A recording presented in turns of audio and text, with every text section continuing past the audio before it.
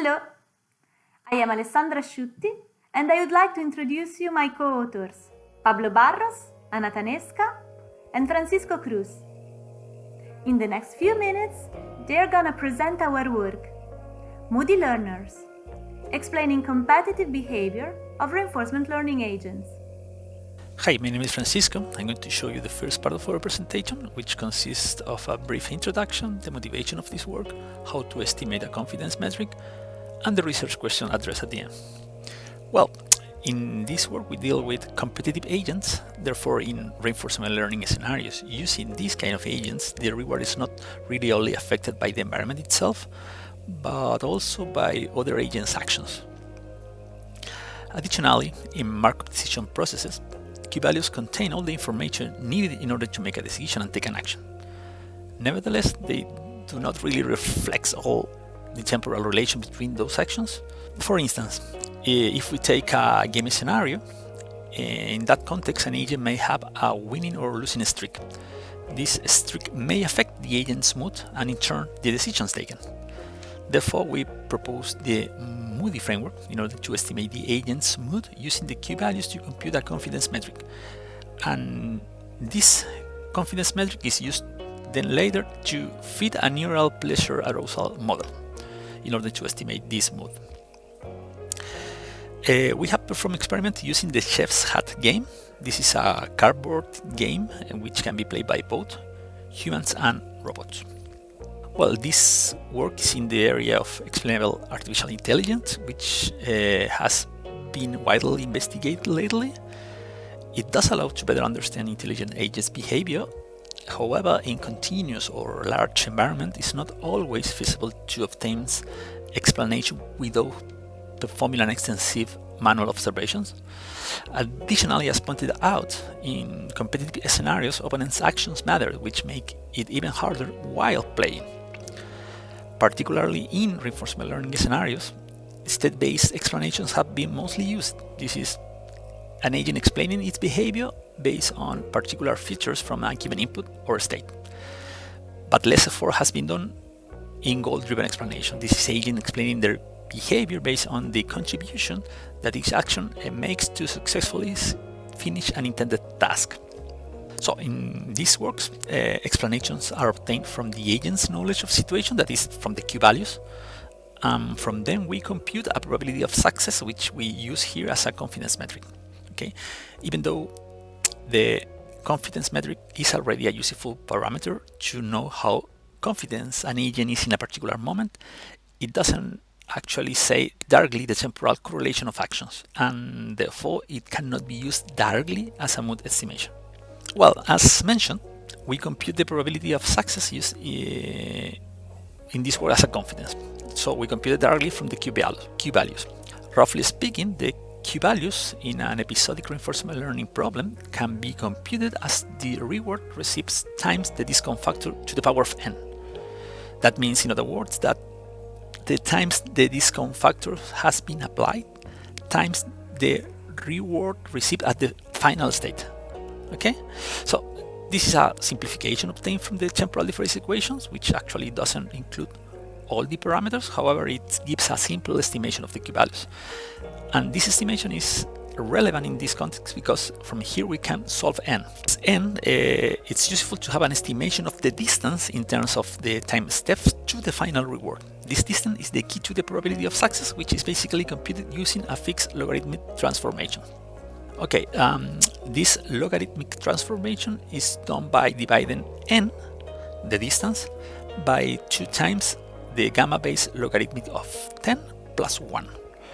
This transformation is actually made with a constant number. This logarithmic is a constant number. The idea of this fixed transformation is actually to reshape and shift the probability of success as an increasing curve between 0 and 1. The parameter sigma shown in the equation is used for scenarios with a stochastic transition, that is, scenarios where an action may lead to different states based on a probability. So this probability is reflected in this sigma parameter.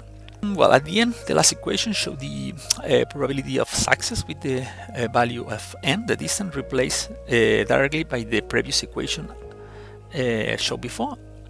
and that means that the probability can be computed directly from the q-values. Okay, as we mentioned before, in this work we use the probability of success as a confidence metric for the agents. For instance, in these images we can see a comparison between q-values and confidence. So we can see here that while the q-values are in the reward function domain, the confidence is transformed into a probability domain, which is, well, the confidence varies between 0 and 1. In these other images, we can see here a comparison between two agents' confidence over time, which are taken from our competitive scenario.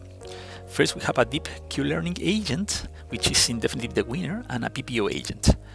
We can observe here in these plots that while the confidence of one agent is low, the confidence of the other agent actually increases. Well, finally, the research question addressed in this work are the following. How do the mood readings provide an understanding of the agent's behavior on the chef's hat games? And second, how close is the representation of the mood estimated by an agent about its opponent from the real mood of each of these opponents? Next, Pablo is going to show you more details about the proposed approach. Hi, I'm Pablo, and I will continue our presentation by introducing our experimental scenario, the Chef's Hat card game, and our own Moody framework. The Chef's Hat card game is a 4-player competitive game that has as a goal to make the most delicious pizza. In the beginning of the game, every player receives a set of cards representing different ingredients. The goal of the card is to be the first player to discard all the cards at your hand. At each round, every player can only do 2 actions: discard a card following a simple set of rules, or pass its round. The entire game, with all the rules, all the set of information we need, was ported to an OpenGene-based environment. This allows us to train reinforcement learning agents, and we focus on 2 types of reinforcement learning strategies in this paper: to play and to win the game. We explore deep Q-learning and proximal policy optimization as 2 reinforcement learning strategies to train our agent. The state space is composed by all the cards that the player has at hand at that specific time, plus all the cards on the board at that specific time. The action space is formed by 199 different discard actions, which is a combination of all the discard actions allowed by the game rules with 1 single pass action, totalizing 200 different actions to be done by each player in each turn. Our agents were trained following the same reward function, which gives a full reward only if that specific action leads to winning the game. That allows the agents to explore different action space trajectories that will lead to the maximum reward, meaning that the agent has total freedom to explore how to discover strategies to win the game. Once these agents learn how to play the game, they can use the confidence value to create a self-assessment of their own actions during the game. The confidence value alone, however, does not include any information about game status into its reading. To achieve it, we propose a arousal pleasure transformation to transform the confidence value into an affective information in order to be easier to read and easier to interpret every time an agent does an action. So for example, if an agent does an action and this action has a high confidence, the agent will receive a higher arousal boost because of that. All this transformation was developed in an empirical way, taking into consideration observations we made when humans play the game. If an agent wins a game, it receives by default from the environment this explicit information that it won the game. So it receives directly there a higher boost, or the highest boost on arousal and pleasure it can receive. One problem we observed when analyzing these affective readings is that they do not carry any temporal information about the previous actions, as the confidence values are calculated based on the current information alone, on the current action alone. All the previous actions do not impact the current value. To address this problem and to create a temporal correlation within all these readings, we propose the use of a growing memory query network that is trained with pairs of pleasure and arousal reading from each action to create prototype neurons that will represent this current affective information. A growing memory query network is an unsupervised neural network that creates clusters of prototype neurons that are used to represent perceived inputs. This network dynamically grows and shrinks by creating and removing neurons that represents perceived input stimuli.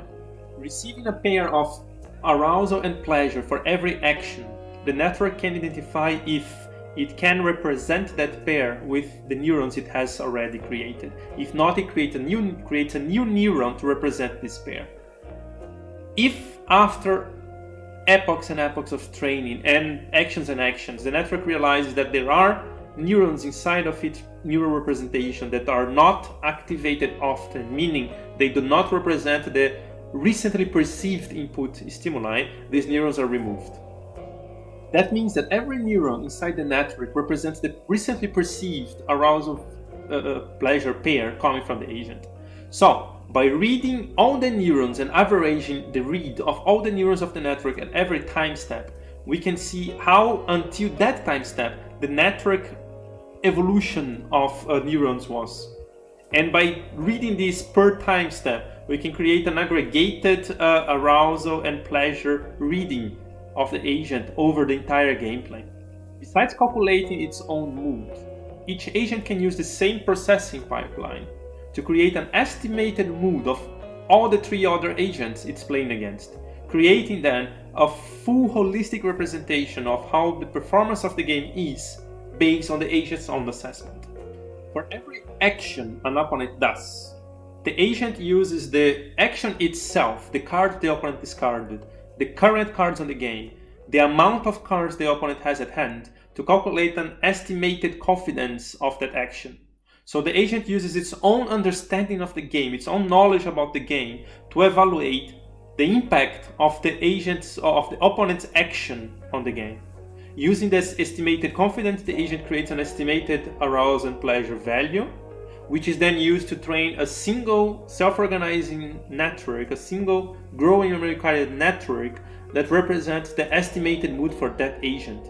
For each of the three opponents, the agent creates one estimated mood. Putting all these processes together in the same pipeline, we then propose the Moody framework. That means that we allow every agent in the game to assess its own actions and the actions of all its opponents based on its own knowledge.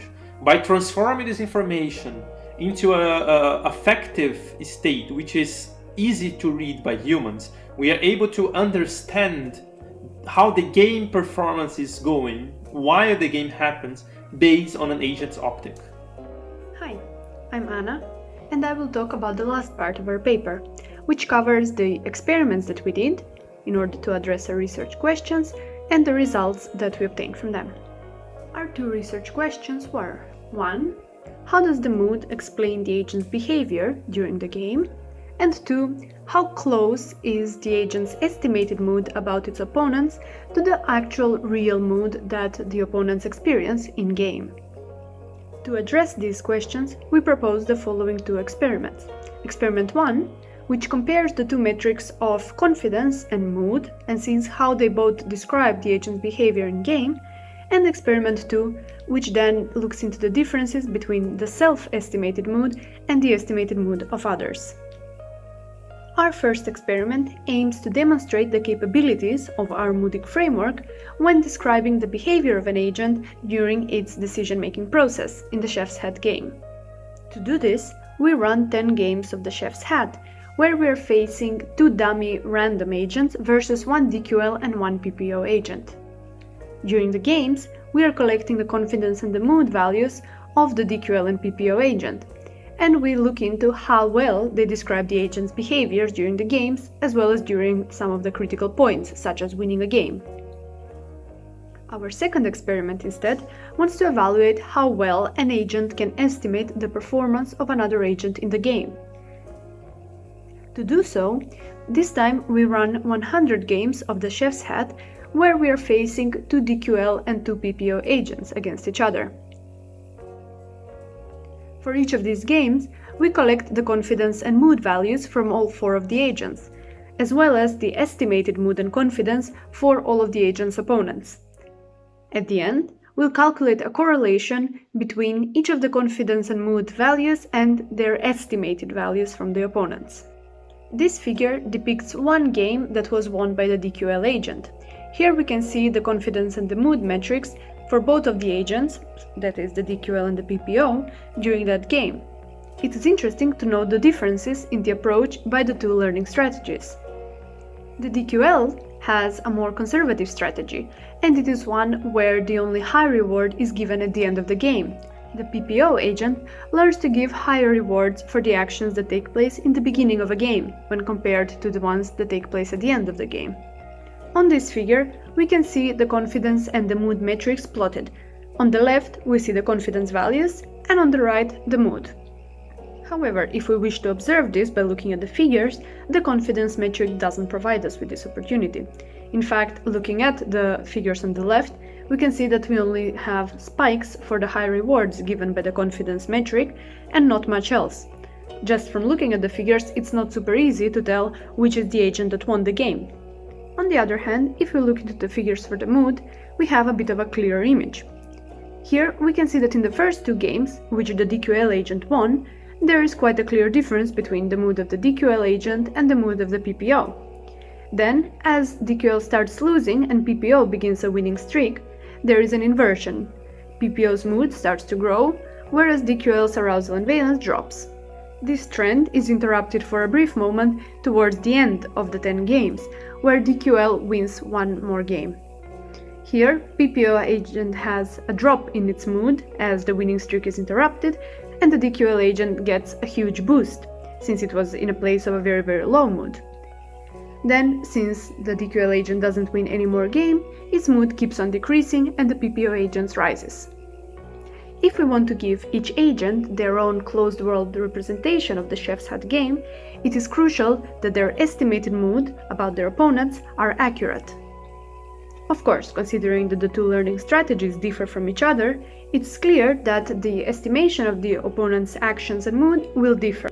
In order to validate the agent's estimation of their opponent's mood, we run experiment 2, where we have 100 games of the chef's hat facing 2 DQL agents and 2 PPO. When the agents are estimating themselves, meaning DQL1 is estimating DQL2, PPO1, PPO2, and vice versa, it's very clear that since they're having the same learning strategies, the estimations are very correct. However, looking into the two metrics, we can see that the mood provides a higher accuracy than the confidence.